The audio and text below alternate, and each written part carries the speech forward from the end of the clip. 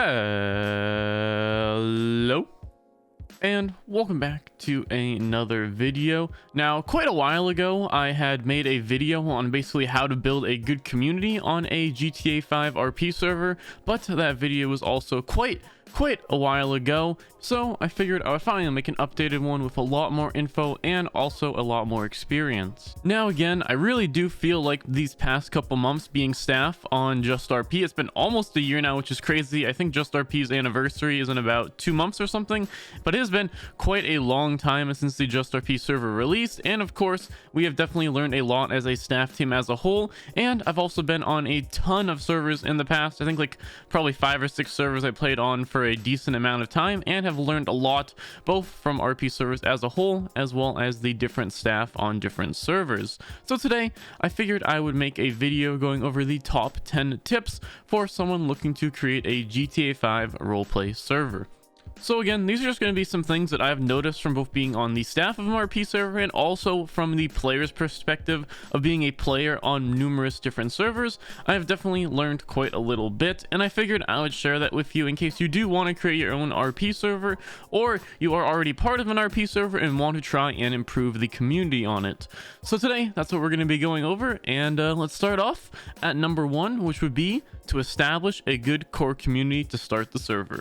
So now, before you even start getting players on your server, you're going to have a couple things in place, obviously, to get the server running. You're going to need certain staff or certain members of the community that are highly trusted to be, of course, running different departments. Now, again, every server has different things. Every server might not have certain factions or have certain jobs, but in general, you will have some basic roles such as obviously PD, the EMS, DOJ if that's something that your server works on, different businesses on the server, and all of these before, of course, the server is actually live will have to be run by someone, and most of the time, a lot of these are going to be run by either staff or highly trusted community members. And again, you really want to make sure these people are the good people for the job.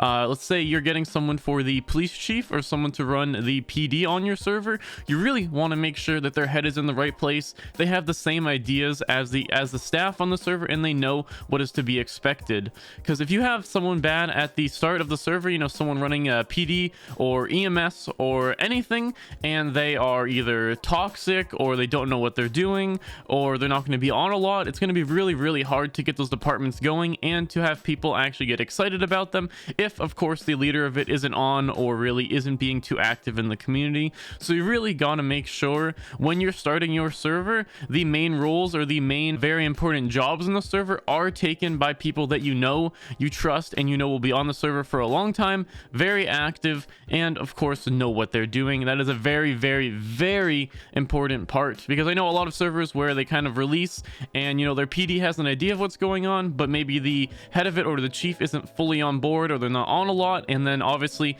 the officers under them are not going to be able to know what they're supposed to do. They're not going to really be able to get a bunch of guidance from that person. So again, really make sure that when you're starting a server and you're putting those people into places of power, that they are the right people to represent your community. So definitely make sure, again, that when you're starting your server, that the main jobs or factions are taken and controlled by the people that you know, trust, and you know are going to be active on the server.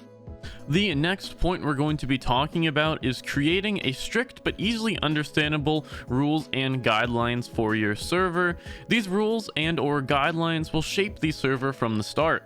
Now, of course, you can do whatever you want for whatever kind of community you want to create, but setting a precedent for the kind of community you want to build on your server is very important. A lot of people go to GTRP to get away from their problems and their real lives, so in my opinion, having a very inclusive set of expectations for the server will drive a lot more people to it, and in turn create a hopefully positive community.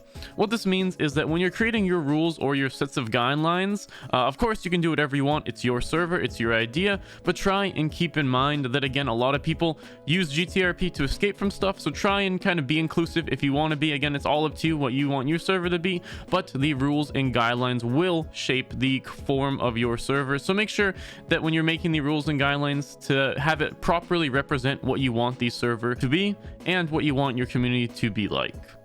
The third point we're going to be talking about in this video is to make sure that your admins or mods or staff or whatever you want to call them all understand the aforementioned guidelines that you have created, and make sure that they also portray what you want to see on the server.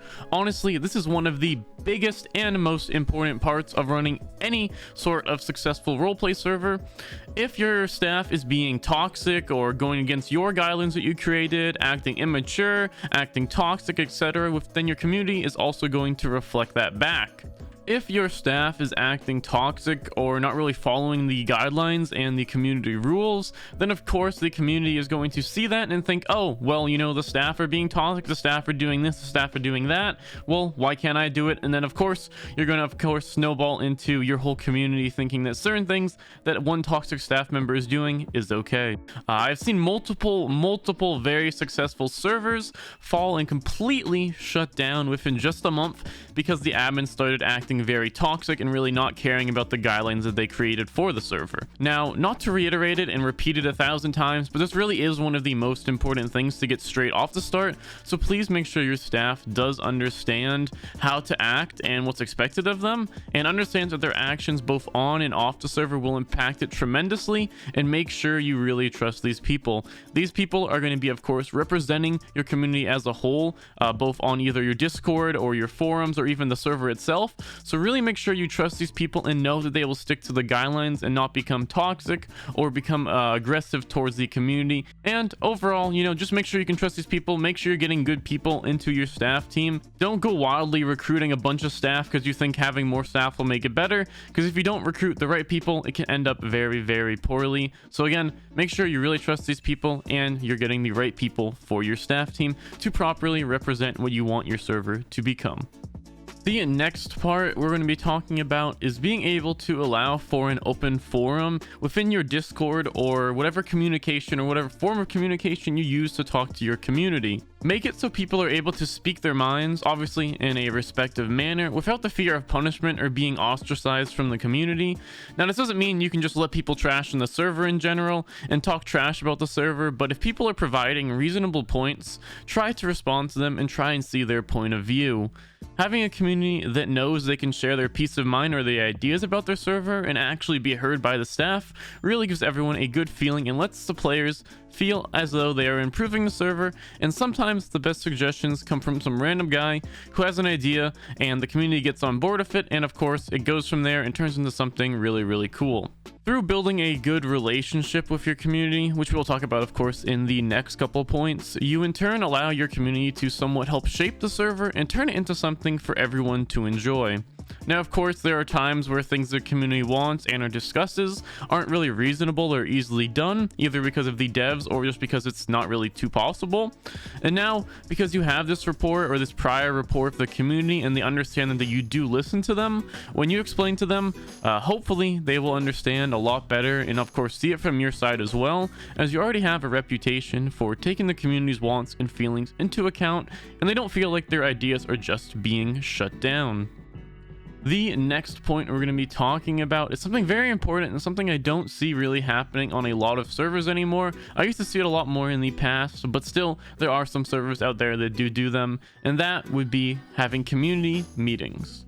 Now, these community meetings don't have to be super often. They can be just once a month or once every other month or something like that. But just having a time where you can sit down with the community and spend a couple hours just kind of explaining where the staff team is at, where everyone's thinking. And then at the end of it, doing a Q&A can really, really help bridge the gap between both your staff and your players of the community. Honestly, we do these, I think, every 1 or 2 months on Just RP, and they're always very, very, very positive. What we'll do is basically start off the community meeting explaining a lot of stuff that's been going on the server, some people's problems, stuff that's currently being worked on by the dev team, and a couple other points. And then we'll end it off with pretty much the majority of the community meeting being a large Q&A, as a lot of people have a lot of different questions, and you're going to have to answer them like over and over and over again if people just keep asking in different, let's say, Discord channels or stuff like that. But if you have everyone here at your community meeting, or at least the majority of your active members, then everyone's able to voice their opinion and hear as a whole from staff what the staff team thinks about it. These are very important in my opinion because it gives the community a chance to directly talk with the staff team and hear directly from the staff team. I also recommend when you're doing community meetings, if you're doing them through Discord or something of that such, to have a separate channel open during the meeting for people to be posting their questions, comments, and concerns they want you to address publicly. Again, just to reiterate, I really do think community meetings are something that is very important for servers, and it really does bridge that gap between staff and the community being able to talk directly to the staff team or whoever is hosting the meeting. Now, this next point applies only if you are doing a whitelisted server. If you are doing a public server, feel free to skip through this section and go on to the next section. But what we're going to be talking about is having a good and thorough application process. Now, any and all RP servers are essentially useless, of course, without a community to play on it. You can have an amazing server with the best scripts out there, the best staff and everything like that, the best devs and everything, but if your community is not vetted correctly, it can easily turn into a huge toxic mess. The players that play on the server mold and create it more than you could ever do with scripts, and that is why having a good application process and the right people reviewing the applications is very, very important. Of course, you could just go through and accept every application you see, good or bad, and you can probably have a decently populated server by doing this, but in communities, especially in RP communities, having the right people playing on the server and interacting people is very, very important. Again, this is something that is very, very hard to judge. You're going to have kind of have an idea of what you want your server to look like, and of course, have your application process reflect that. And of course, again, what I said before, please make sure, the people that are actually reviewing the whitelist applications for your server also have a very good grasp on what kind of people they want on the server and what kind of people they want to be accepting into the server. We are now going to be talking about the next point, which is going to be showing a decent level of transparency with your community. This can be anything from giving them little hints about what the devs are working on, to if certain issues or certain big issues arise, confronting them and talking to the community about them.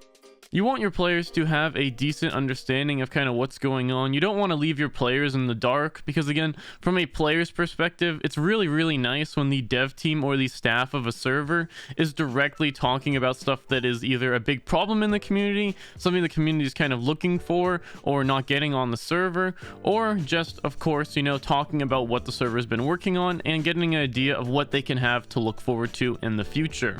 Now, this can also be quite a slippery slope if you start, showing or talking about certain features that are nowhere near completion. And that actually leads us into our next point, which will be talking about not overpromising to your community. Now, this is something that is also very, very important. I was on a server quite a while ago that had basically promised a ton of features, basically a full new server coming out. And the problem is that they announced this, I think 2 months or 3 months before it even came out. So everyone on the server was like, oh, well, why am I playing on this server if, they're going to have this big update coming soon and it's going to be a completely different server. So a lot of people, stopped playing. And then when the other server came out, it was, of course, super overhyped. A little bit of the cyberpunk problem, and of course everyone decided to leave the server. When you are making promises or talking to a community, try and only fill them in on stuff that is realistically going to be done in a certain amount of time, or if those features aren't going to be finished for a while, let your community know that. If you're saying we're going to be having this huge update, this full thing, everything's getting reworked, and you don't really give them a date, or you say it's coming very soon, your community is going to be bugging you and wondering where this update is, what the devs are doing, etc., etc. Something really good to do is promise features or talk about features that are already near completion, as I said previously, like maybe talking about a feature a week or two, giving some teasers here and there, or having a roadmap on either your Discord, your forum, or another place where people see your server to let them know what the staff are working on, even in the long term. But do not, and I have to reiterate this a lot, do not promise big features and say they're coming soon when they are nowhere near completion, because your community is going to grow very impatient waiting on these features that are not coming anytime soon and will eventually lose a lot of interest. Now, the next thing we're going to be talking about is also very important, as of course all of the things on this list in my opinion are, and that is going to be having patience with your community. It's not always going to be sunshine and rainbows. There are going to be some problems that arise here and there, and that's normal. That happens with any kind of community, GTA RP or IRL or any kind of other game. There's always going to be ups and downs in the community, and you're going to want to try and handle this with as much patience as possible. Whether you're talking one-on-one to an individual player or talking the community as a whole, try your best to not get frustrated, because of course there are going to be some people out there that are very, very frustrating to deal with. Trust me, my time on Just RP, there have definitely been a couple of those, and you kind of just gotta sit back, try and see it from their point of view, and even if they're being super unreasonable, try and give them a respectful answer. Or when addressing the community, try and do it in a respectable manner. Try not to just lash out at your community. Try not to just be aggressive towards them. Try and explain in the most respectable way possible what's going on, why it's going on, and what of course the future is going to be like and why it's going to be that way. Sometimes another thing I definitely recommend is if you are a staff member getting very, very frustrated with, let's say, a certain community member or the community as a whole, and you're just about to go start typing a freaking paragraph long about all this stuff that you're pissed off about, just take some time, shut the computer off, go outside to the scary world, or just walk around, pet your dog, do whatever you need to do, calm down for a bit, come back with a fresh mind, and then try and address people again in a respectable and courteous manner, because that will rub off on your community. If you are addressing concerns with a nice tone and kind of understanding the community side of it as well, they'll respect you a lot more than you just lashing out and screaming at them, because all that's going to do is lead to your community screaming and being aggressive back towards the staff. The last point we're going to be talking about is one that is a little bit more on the positive, a little bit more on the light side, and that is going to be just having some fun with your community. Don't treat it too seriously. Of course, a lot of people, when it starts getting running, it's going to be very stressful. When everyone's getting in, you're dealing with certain people not acting the right way, yada, yada, yada. But once your community is settled and it's, running pretty well, as hard as it's going to be, try and not get too stressed out about it. Try and have some fun with it. Again, you made the server for people to have fun on, and you got to have some fun yourself here and there. It is very hard for staff to play as players on the server, but maybe you don't have to be an actual player. You can be someone or part of the community as a staff member that goes on the server, creates events, creates cool RP for the community that regular players could not. You can do community events, you could do certain things, just have fun with it. Don't treat it too seriously.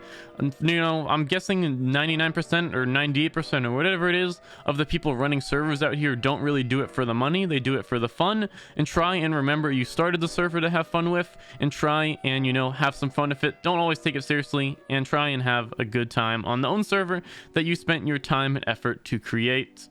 But I do think that is going to be about it for this video. Again, hopefully these tips have helped you if you're either creating a RP server or you currently run one. Hopefully these tips might help you improve your community a little bit. But I think that's going to be about it. If you guys did enjoy and this video did help you out in any way, make sure to leave a like and subscribe, and I will see you in the next video.